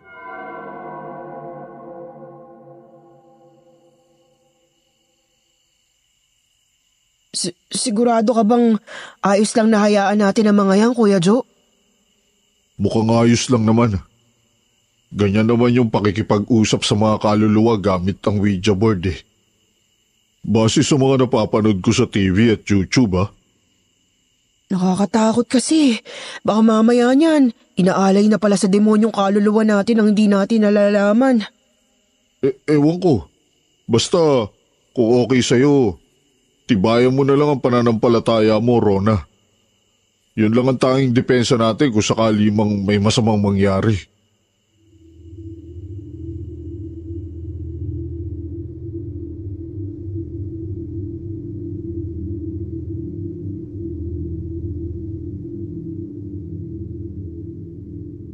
Nagpatuloy ang grupo sa kanilang ritual. Tanaw kong gumagalaw na ang kanilang mga kamay, kasunod sa baryang nasa board. Pansin ko rin kumalma na pala yung may sapi. Hindi ko nga lang masabi kung may malay pa ba ito o hinimatay na. Kasi medyo malayo kami ni Rona. Makalipas ang ilang sandali, napansin kong palamig ng palamig ang paligid. Pansin ko rin kinikilabutan ang grupo habang taimtim na nagdarasal. Unti-unti ring namamatay ang kanilang mga kandila kahit hindi naman pabugso ang malamig na hangin. Hanggang sa tuluyang kaming nanigas ni Rona nang makitang lumabas mula sa katawan ni Leo ang lalaking nakabarong.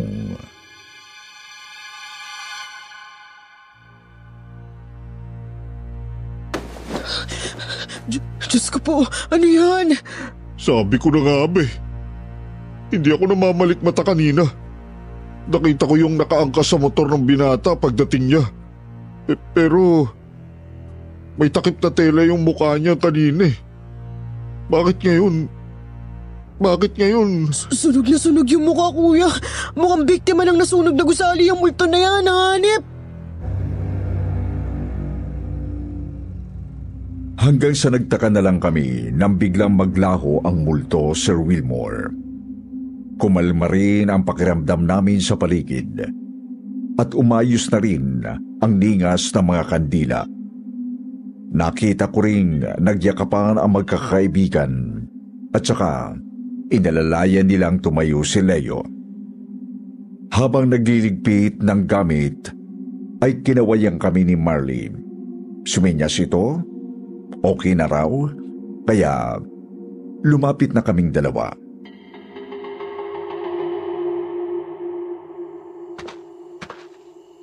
Oh, kumusta na?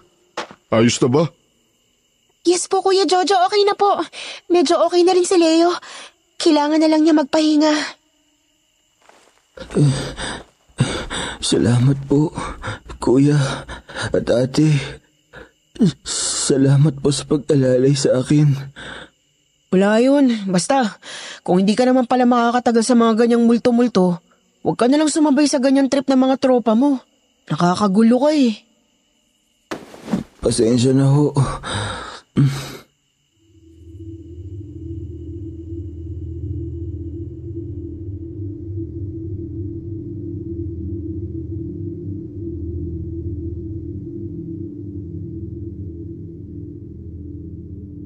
Hindi na rin po nagtagal at umalis na ang grupo ni Leo at Marley. Minaniho lang ng isa sa kanilang mga kaibigan yung motorsiklo na gamit ng naunang binata. Naging maayos naman ang natitirang mga oras ng gabing yon hanggang sa nag-out na kami ng mag-umaga na. Iyon nga lang ay hindi pa pala doon natatapos ang kabalaghan sa gasolinahang pinapasukan namin, Sir Wilmore. Nang sumunod na gabi, ay kami uli ni Rona ang magkasama sa shift. Ganun pa rin. Konti lang mga nagpapagasolina at konti lang din ang nagdaraan sa kalsada. Kaya naman medyo nabagot na ako sa pwesto namin.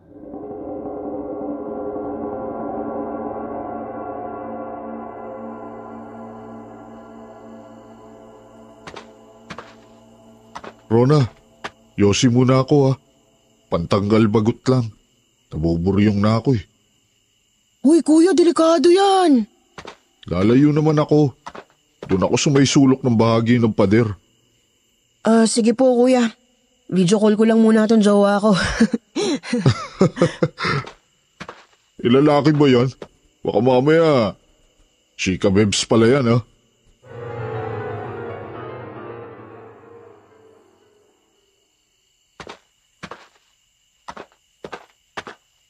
Dito. Pwede na rito.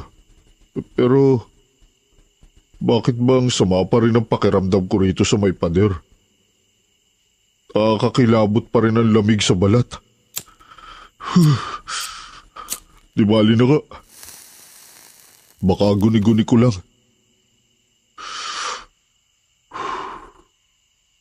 Kuya! Balik dito! Bilisan mo! Dali! Ano bang... Sa likod mo! Sa pader! Tignan mo yung pader! Hayop! Multo! Multo!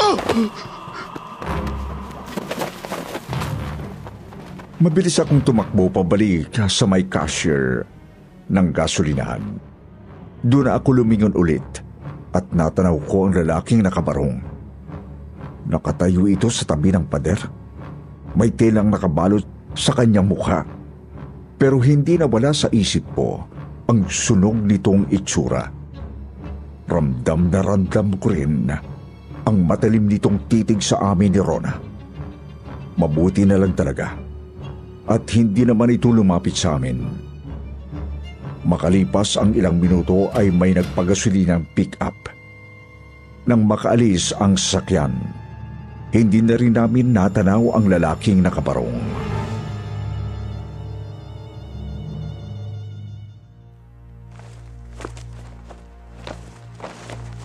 Sana yun? Biglang nawala. Mabuti nga yun na mawala na siya. Para hindi na tayo kilabutan ng ganun. Nawala nga. Hindi naman natin alam kung saan napunta. Baka mamaya niyan bigla na lang lumitaw sa harap natin. Alangan naman hanapin natin, di ba? Ano sa tingin mo dapat natin gawin, kuya? Hindi ko alam. Oo, naniniwala ako sa mga malignong ganyan. Pero hindi naman ako maalam sa mga dapat gawin kapag may multo o ano. Siguro, wag na lang natin siya guluhin. Mukhang ayaw niyang nagagambala eh. Sa naintindihan ko kasi, yun ang dahilan kung bakit nagalit siya kina Leo. Yun na nga lang siguro talaga.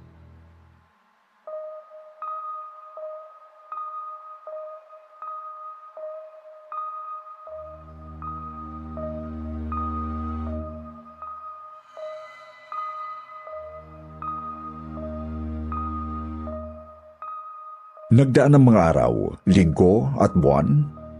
Hindi nga po talaga maalis ang kaluluwang yon sa gasolinahan namin, Sir Wilmore. Nakikita namin yon ni Rona kapag may kung sinong lumapit sa may pader. Ramdam din naming palaging mabigat at malamig ang hangin sa buong gasolinahan. Ang totoo nga po niyan ay may iba ring mga nagpapagasolina na nakakapansin sa multong yon. Subalit, napansin din naming hindi naman siya nanggugulo. Kaya medyo nakukumbinsi ko ang sarili ko. Siguro nga, ayaw lang talaga ng kaluluwang yon na magambala. Gusto lang niyang manahimik sa isang tabi. Ang problema, meron niyang isang pasaway na umihiton sa pader na tinatampayan ng multong yon. Kaya siya nagalit at muling sumapi. Sana po ay nasagot ko ang katanungan ng dating letter sender dito sa kwentong takip silim. Ngayon ay malinaw na kung bakit may kaluluwang ligaw doon sa dati kong pinapasukang gasolinahan. Bagamat sa pagkakaalam ko, wala na yun doon ngayon kasi nga napalayas na ito ng maayos ng mga pari sa simbahan. Sana rin ay tandaan nating lagi natin panatilihin ang respeto kahit saan man tayo mapunta. Hindi kasi natin alam kung sino o ano ang maaring magalit dahil sa ating mga katarantaduhan. Hanggang dito na lamang po.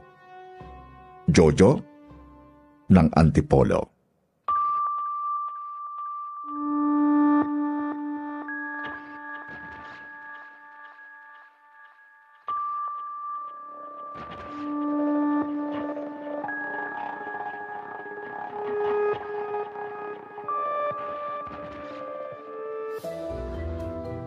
At ngayon naman, dumako tayo sa paborito nating shoutout portion.